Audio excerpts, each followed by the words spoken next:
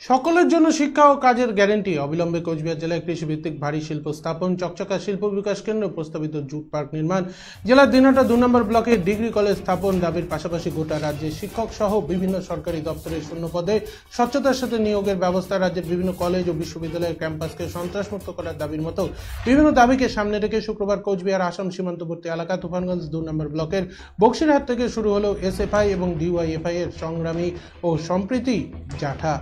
ছাত্র যুবদের এই জাঠায় এদিন অংশগ্রহণ করেন শিক্ষক শিক্ষিকারাও। এবিটিএ এবং এবিপিটিএ সংগঠন শিক্ষা বাঁচানোর দাবি নিয়ে সামিল হন এই জাঠায়। চলতি মাসের 11 তারিখ এই জাঠা শেষ হবে কোচবিহার জেলার হলদিবাড়িতে, এরপর মেখলিগঞ্জে হবে সমাবেশ।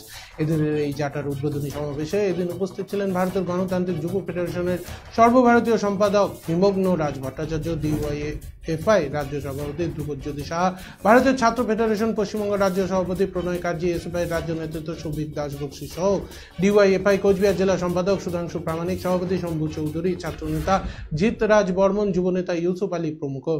100 জন স্থায়ী পদযাত্রীদের অংশগ্রহণে এদিন বক্সিরহাট থেকে সূচনা হয় এই জাঠার। শুরুতে কোচবিহারের ঐতিহ্যবাহী বৈরাতি নৃত্যের মধ্যে দিয়ে এদিন এই জাঠার অংশগ্রহণকারীদের অভিনন্দন জানান লোকশিল্পীরা। এদিন বিকেলে জাঠা পৌঁছবে কোচবিহার 2 নম্বর ব্লকের খাগড়াবাড়িতে, এখানে হবে সমাবেশ। এরপর সমাবেশ শেষে জাঠা এসে পৌঁছবে কোচবিহার শহরে। এই শহরের এল দাস চৌপতিতে সবার পর কোচবিহার শহরে রাত্রিবাস করবে জাঠার অংশগ্রহণকারীরা। জেলার বিভিন্ন এলাকা ঘুরে মার্চ মাসের 11 তারিখ কোচবিহার জেলার মেখলিগঞ্জ হাই স্কুল ময়দানে যৌবনের ডাকে জনগণের সমাবেশের মধ্যে দিয়ে সমাপ্তি ঘটবে এই জাঠার। এই সমাবেশের মুখ্য বক্তা হিসেবে উপস্থিত থাকবেন ডিওয়াইএফআই রাজ্য সম্পাদক মীনাক্ষী মুখার্জি, এসএফআই রাজ্য সম্পাদক দেবাঞ্জন দে, গণতান্ত্রিক আন্দোলনের নেতা জীবেশ সরকার, অনন্ত রায়, সলিল আচার্য প্রমুখ। এদিন ডিওয়াইএফআই সর্বভারতীয় সাধারণ সম্পাদক হিমগ্ন রাজ ভট্টাচার্য বলেন, বিজেপি তৃণমূলের বিরুদ্ধে লড়াইকে তীব্র থেকে তীব্রতর করতেই পথে নেমেছে ছাত্র যুবরা।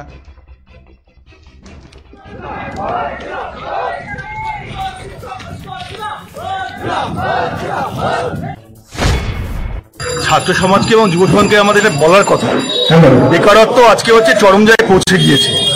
এই কোচবিহার জেলা থেকে বিজেপির হয়ে জিতে মন্ত্রী হলেন, যারা কর্মসংস্থানের প্রতিশ্রুতি দিয়ে আজকে নেতা মন্ত্রী হয়েছেন, তারা পরবর্তী ক্ষেত্রে কর্মসংস্থানের কথা ভুলে গিয়েছে। লক্ষ লক্ষ হচ্ছে এখানকার পরিযায়ী শ্রমিক যারা অন্য রাজ্যে কাজ করতে গিয়েছে। এই সমস্ত পরিযায়ী শ্রমিক তাদের পরিবারকে আমরা বার্তা দিতে চাই, এই বিজেপি সরকার যদি চাইতো, তৃণমূল সরকার যদি চাইতো, তাহলে তাদের বাড়ির ছেলে মেয়েকে আজকে অন্য রাজ্যে কাজ করতে যেতে হতো না, তারা নিজের রাজ্যেই কাজ করতে পারতো। এবং বামফ্রন্ট সরকার সেটাই চেয়েছিল, তার জন্যই বামফ্রন্ট সরকারের শিল্পায়ন নীতি ছিল। সেটা আজকে আমাদের পশ্চিমবঙ্গের বুকে তৃণমূল কংগ্রেস হচ্ছে করলো না এবং বিজেপি তা নিয়ে কোনো উচ্চবাচ্য করে না। আর ছাত্রদের কাছে বলতে চাই, এই বিজেপি এবং তৃণমূল ছাত্র ব্যবস্থাটাকে, ছাত্র সমাজকে হচ্ছে বিভক্ত করতে চাইছে, শিক্ষা আঙিনাকে পুরোপুরি কলুষিত করে দিয়েছে। এনইপি 2020 এই শিক্ষা ব্যবস্থা আসলে হচ্ছে বড় লোকদের হাতে শিক্ষা ব্যবস্থাকে তুলে দেওয়া, পুঁজিপতিদের হাতে শিক্ষা ব্যবস্থাকে তুলে দেওয়া। যার মেধা আছে কিন্তু গরিব পরিবারের ছেলে, সে শিক্ষার আঙিনায় এসে শিক্ষিত হতে পারবে না। এবং শিক্ষার যে আঙিনাগুলো রয়েছে, স্কুল, কলেজ, ইউনিভার্সিটি, কোথাও হচ্ছে কোনো গণতান্ত্রিক পরিবেশ নেই, ভেঙে তছনছ করে দিয়েছে। আজকে যাদের কাছে বাড়ির ছেলে মেয়েদেরকে মানুষ পাঠাচ্ছে হচ্ছে শিক্ষা নিতে, তারা হচ্ছে জালিভাবে, অন্যায়ভাবে হচ্ছে আজকে তারা শিক্ষক হয়েছে। কেউ কেউ হচ্ছে ঠিকমতো অঙ্ক করতে পারেন না, কোনো প্রশ্নের উত্তর দিতে পারেনি, পরীক্ষাতে শূন্য পেয়েছেন, তারাও আজকে শিক্ষক হয়েছে। তাই এই বার্তা নিয়ে হচ্ছে মূলত আমরা, এবং সামনে লোকসভা নির্বাচন, এই নির্বাচনে এই সমস্ত দিকে মুক্তি পেতে গেলে তৃণমূল এবং বিজেপিকে পরাজিত করতে হবে। এই বার্তাই হচ্ছে আমরা আজকে কোচবিহারের মানুষকে, রাজ্যের মানুষকে, দেশের মানুষকে হচ্ছে দিতে চাই এই পদযাত্রার মধ্যে।